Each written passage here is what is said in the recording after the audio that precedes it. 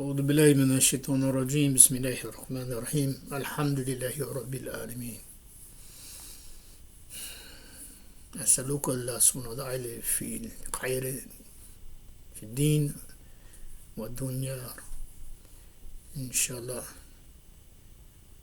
Today I want to talk about tawakkul, trust. Too often do we say that we believe in Allah, and I believe in Allah. But the question is, there's two types of belief. And there's many more types, but the two that I want to discuss is the belief in Allah, that Allah, number one, exists. And, most believers, most mu'min, most Muslims, they believe, most people believe that God exists, that Allah exists. But the second type is the belief that He can do what He says He's going to do. Do you believe that? Do you believe in the fact that if He says He can make something occur or happen, that He can do it? Now, just believing that He exists, but not truly believing that He is able to do His will when He wants, how He wants, and that is the rub right there. When we talk about tawakkul, we talk about trust. But what is this trust? Trust is when you can depend on someone. Without a doubt, la reba la shak. You know that you can depend upon this person or this being. And trust is when you understand, this person says, I'm going to repay you this, or I'm going to bring you this, that you depend, that you believe that. You believe them. You believe them. Not that they exist, but you believe that their word is good. And because of that, you trust them enough to invest in them. Now, our investment to Allah is number one, that we, as the hadith from Mu'adh,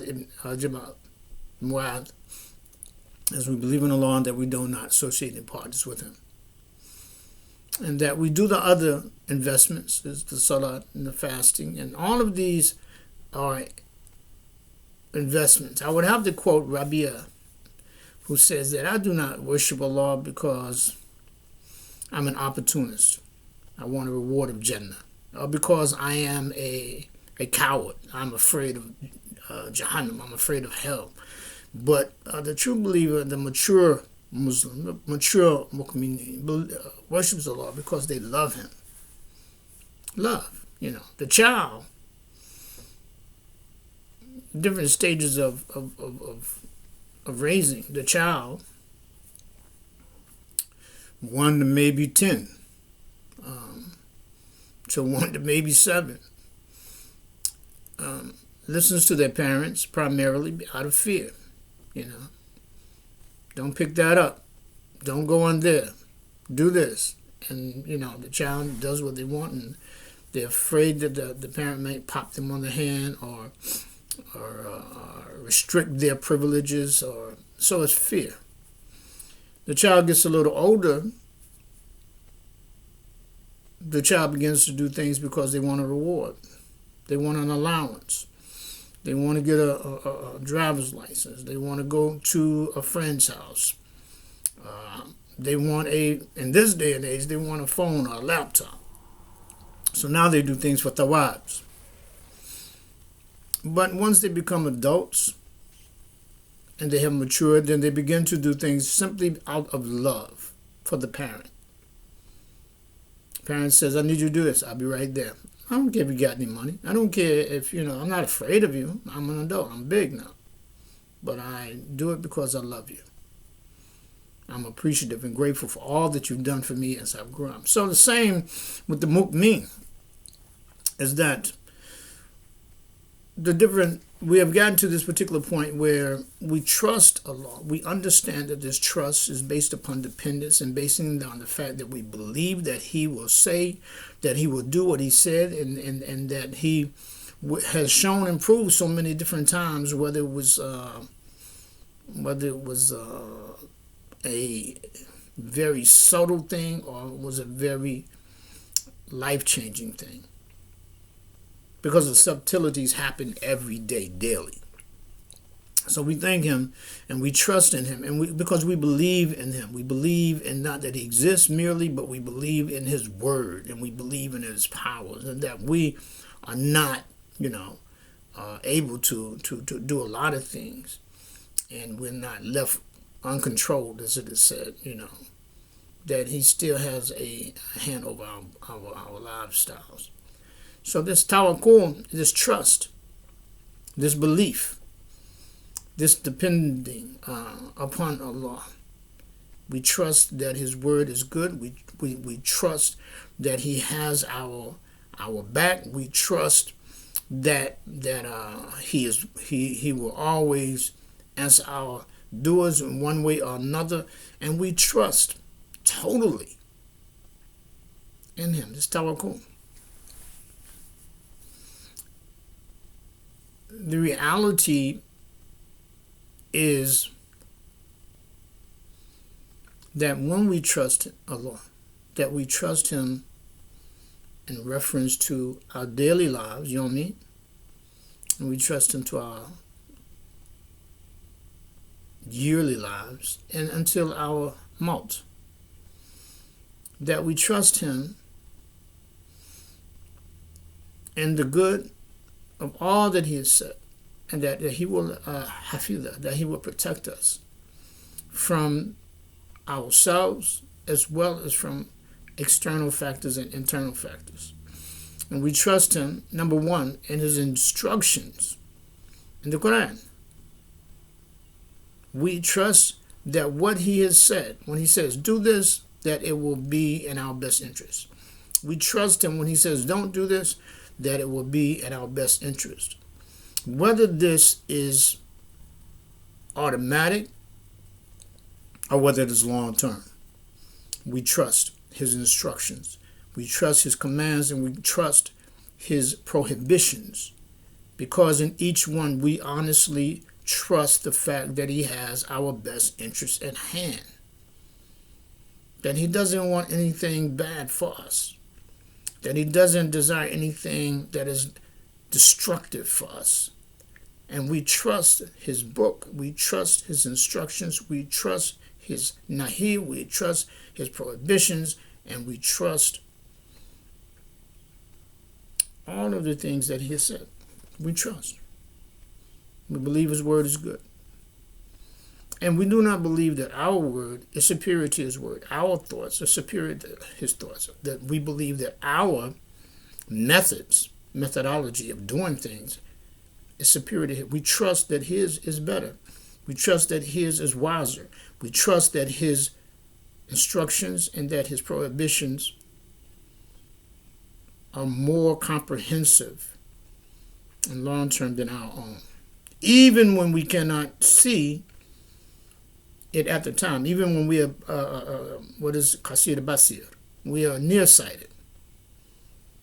Even when we are nearsighted, we can't see the long term. We trust that he, Allah, knows what he is talking about, and that is beneficial for us in the long run.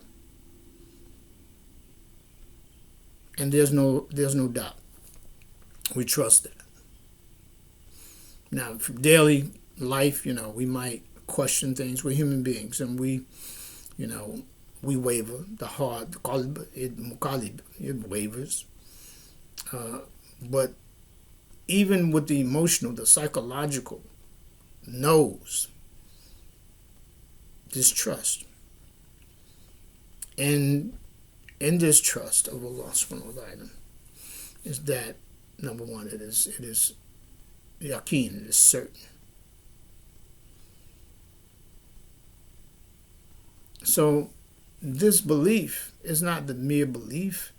This trust is not just the mere belief of Allah existing, but this trust is in the doing, in the verb, that the belief that his word is dependable, the belief that he can do what he says, and we trust that he can do what he says, and we trust that his word is dependable, and we trust that his amr, that his commands will be beneficial for us, and we trust that his prohibitions will be beneficial for us. And what I'm talking about is life every day, social life, the mu'amala, the everyday life, the munakahana, the parts of the marriage. These things we have to look at and understand,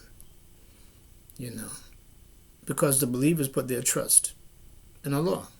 What does that mean? That they put their trust, because when they make a decision, when they make a step, when they make a move, and they know that it's halal, that it is good, that it is right, that it is not just good and right, but that is lawful, that they trust Allah has their back, that this action I'm taking is going to be in my best interest.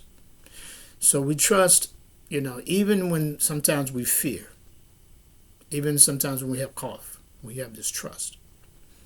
So this tawakkul, may Allah subhanahu wa ta'ala make us more trusting, but in order to be trusting, we have to understand from his instructions and his prohibitions. And the only way to do that is to read, to study, to reflect. And inshallah, with that being said, be good to each other. Be good to humanity. Be good to yourselves and love yourself for whomever you may be. And try your best, inshallah, by the fadl of Allah subhanahu wa ta'ala, to have a blessed Ramadan Mubarak, and to do the best that we can, because Ramadan is only the training for the rest of the year. And a lot of us who've really put in the work for Ramadan, usually lasts about a good 2 or 3 months, and then we kind of rotate back to old behaviors.